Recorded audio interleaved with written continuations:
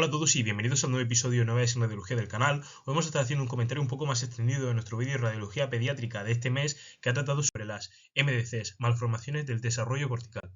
Las malformaciones del desarrollo cortical es un espectro heterogéneo de patologías en las que se va a interrumpir o alterar el desarrollo cortical normal, bien sea por procesos genéticos, infecciosos, vasculares o metabólicos.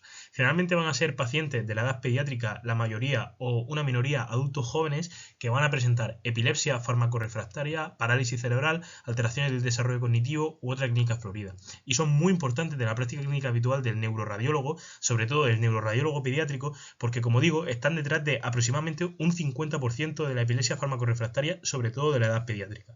Como cada vez se sabe más de las vías genéticas involucradas, así como su imagen específica, es complicado hacer clasificaciones estancas que perduran en el tiempo, como hizo Barkovich hace años. Pero hoy vamos a abordar de forma muy somera la nomenclatura de algunas de las más comunes. Tenemos que saber que el cerebro normal varía en grosor cortical según edad, sexo y estado de mielinización, pero antes de los 6 meses es hiperintensa la corteza en T1 e hipointensa en T2, y se normaliza, o mejor dicho, se hace un patrón de adulto, que es precisamente el inverso, alrededor del año. El límite córtico-subcortical va a estar bien delimitado en los neonatos. Sin embargo, cuando inicien el proceso de mielinización se va a borrar y va a aparecer difuso, pero volverá a aparecer y se reanudará cuando se complete este proceso de mielinización. Y tenemos que tener en cuenta que FLAIR en estas edades va a tener una utilidad muy limitada. Siempre hay que evaluar, además de la intensidad de señal, el patrón de surcos y pliegues. De hecho, lo que va a definir las malformaciones de desarrollo cortical es alteración de la intensidad de señal y alteraciones en los patrones de surcos y pliegues, grosor de los mismos, espacio entre los demás, etc. En primer lugar tenemos la microcefalia y la microencefalia, y por el otro lado lo opuesto, que es la macrocefalia y la megalencefalia. Un arresto del crecimiento del parénquima cerebral va a interrumpir el desarrollo de la circunferencia cefálica, pero por el contrario, un aumento del diámetro cefálico no necesariamente implica un aumento del parénquima, porque este puede ser a expensas del espacio traseal, hidrocefalia o una displasia esquelética. Entonces, aquí es la distinción entre los términos de microcefalia y microencefalia. Uno hace referencia al diámetro cefálico y uno al parénquima cerebral, y a macrocefalia y megalencefalia. De nuevo, diámetro cefálico y parénquima cerebral. Aunque microcefalia y microencefalia se pueden usar indistintamente porque una implica a la otra, no ocurre así con la macrocefalia y megalencefalia.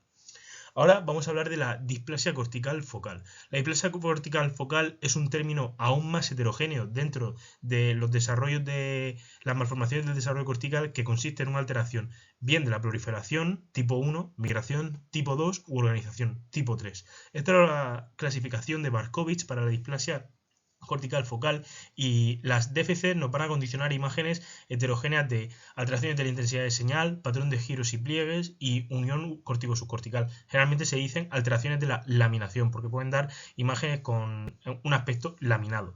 El ejemplo típico son los tubérculos corticales de la esclerosis tuberosa, que son un ejemplo clásico de displasia cortical focal tipo 3.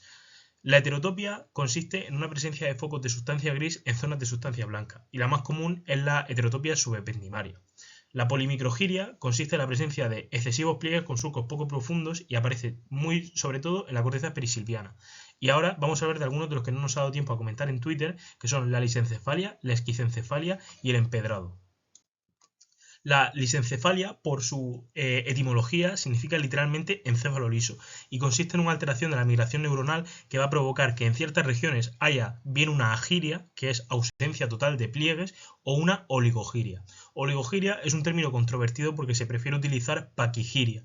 La paquigiria tiene el matiz que, además de haber una disminución de la cantidad de pliegues, hay un aumento del grosor de los mismos.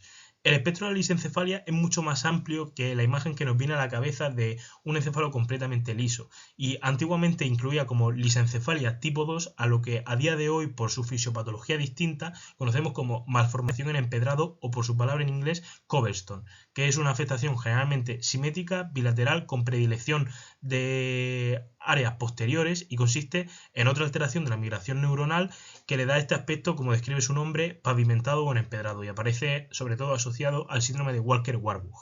La esquizencefalia consiste en la formación de un labio o hendidura que unirá la superficie pial con la ependimaria, que es la ventricular, atravesando todo el grosor del hemisferio cerebral, y va a estar recubierto generalmente por una corteza que es polimicrogírica, que surge como consecuencia de un daño temprano a la matriz germinal. Por último, vamos a acabar hablando de disgiria. Es un término en ocasiones utilizado de forma inespecífica y tiene una fisiopatología que no es del todo conocida, y hace referencia a un patrón anormal de la orientación de pliegues y surcos. Los pliegues y los surcos pueden tener cierta variación anatómica entre humanos, pero esta variación es constante, bilateral y simétrica. No es así en la disgiria, que de hecho tiene como criterio ser asimétrica y también que mantenga el grosor cortical normal. Eso ha sido todo y espero que les haya gustado.